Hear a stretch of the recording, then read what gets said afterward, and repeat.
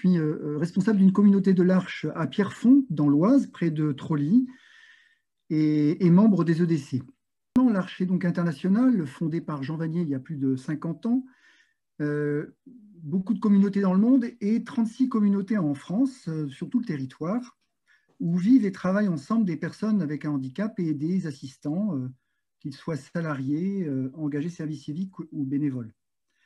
Une communauté comprend en général quelques foyers de vie, 2, 3, 4, 5, jusqu'à 10 pour Trolly par exemple, mais c'est une exception. Et des ateliers, alors les foyers sont à taille humaine, ce sont des petits foyers de vie, et des ateliers d'activité, et pour certaines communautés, des établissements de travail, les ESAT, les établissements d'aide par le travail. Alors, ce que nous découvrons à l'Arche, c'est, alors bien sûr, Jean-Baptiste en a beaucoup parlé, la fragilité à travers le handicap des personnes déficientes. Mais ce que l'on découvre de manière, enfin moi, ce que j'ai découvert de manière de façon extraordinaire, c'est que ces personnes, finalement, ont naturellement un cœur ouvert. Elles sont à cœur ouvert, tout simplement. Elles ont une spontanéité, un désir de vie, un regard sur l'autre, en général, qui est, c'est le regard du cœur, tout simplement. Et petit à petit, on fait l'expérience fondamentale que ces relations sont transformantes. Et ça, c'est j'allais dire, c'est un peu un miracle. Et c'est un véritable trésor. Ces personnes nous révèlent finalement notre humanité. Jean-Baptiste en a bien parlé tout à l'heure. À la fois que nous avons aussi un cœur, et quand on est blessé, on est bien content de pouvoir penser nos blessures de cœur, mais aussi nos forces et bien sûr nos faiblesses. Et à l'Arche, finalement, on a découvert ce trésor qui est cette relation transformante, et on a une envie folle de la partager, de la faire vivre, en tout cas faire vivre cette expérience à d'autres. Et alors donc les EDC ont une histoire maintenant avec l'Arche depuis quelques années. Je vais vous en donner deux exemples très, très concrets. Emmanuel Renaud des EDC Nantes organise chaque année chez lui une dégustation de vin pour promouvoir les produits de l'Arche de la Rebellerie, près d'Angers. Un autre exemple, c'est qu'en 2017, les assises régionales de Picardie des EDC se sont déroulées à l'Arche à Trolly, et les membres des EDC ont pu vivre une après-midi de travail en binôme avec des membres de l'ESAT de Trolly. Voilà. D'autres exemples de projets à venir possibles, qui sont vraiment intéressants pour l'entreprise, des accueils de team building sur une journée, des journées solidaires, type assises EDC régionales, des formations aussi destinées aux managers sur les points de tension en entreprise et leur compréhension à l'aide du quotidien d'une communauté de l'Arche. Ça, c'est très intéressant comme expérience, initiée par Éric Pillet de la communauté de l'Arche à Toulouse. Et enfin, des mécénats de compétences ou mécénats financiers. Voilà. Je m'arrête là. Je vais passer la parole à Marc, qui va nous partager deux expériences réussies de partenariat avec son équipe EDC et l'Arche. Je vous remercie. Merci Étienne. Bonsoir à tous. Vous m'entendez? Bonsoir à tous. Alors oui, comme disait Étienne, peut-être deux exemples concrets de ce qu'ont pu faire des EDC avec l'Arche. Le premier exemple, ça a été une retraite qui a été faite à Trolly.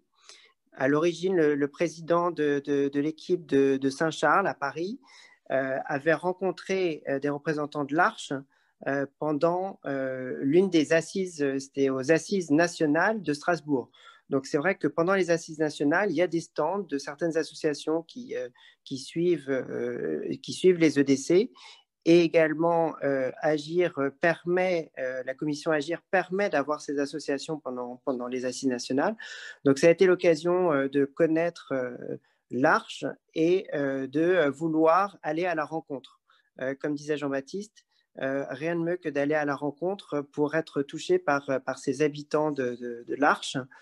Donc, on a eu l'occasion à la fois le matin d'être accueillis par le directeur de l'ESAT de Trolly, qui était Luc Sebron, et donc un membre aussi de l'équipe de Compiègne, Étienne, un petit clin d'œil. Et ensuite, d'être de déjeuner avec les habitants. Et puis, pour l'après-midi, ils nous ont montré leur métier, leur savoir-faire artisanal, d'empaquetage. On a vraiment été bouleversés. Comme disait Étienne, c'est cette joie de vivre et cette espérance qui les accompagne. Il y a beaucoup moins de filtres que dans notre monde et ça fait du bien de temps en temps. Le deuxième exemple, c'est le mécénat de compétences. Et donc là, j'ai fait venir presque une vingtaine de collaborateurs de mon entreprise.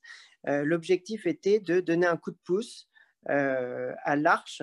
Et là, on a construit une barrière autour d'un champ qui devait accueillir des moutons, tout simplement, pour paître cet endroit-là. Et donc, du coup, on a donné notre huile de coude pour aider à monter cette clôture.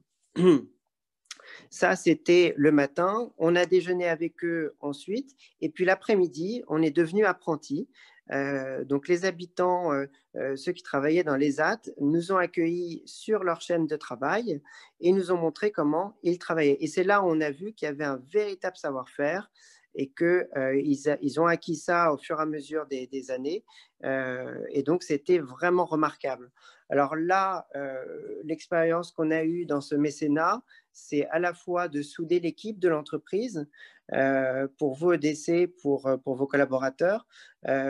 C'est aussi de recentrer vers l'essentiel par rapport à l'autre. On a cette relation avec les habitants qui est vraiment fabuleuse. C'est une rencontre. Et puis, ça peut donner aussi des idées d'inclusion. On n'en a pas parlé, mais on a un autre membre d'essai, Damien Nolot, qui à Cognac a employé des membres, des habitants de l'Arche, d'un ESAT en lien avec le foyer de l'Arche, tout simplement pour une chaîne de fabrication de son entreprise. Donc voilà, plein d'exemples qu'il pourrait y avoir pour nous EDC, si vous voulez aller à la rencontre de ces habitants de l'Arche.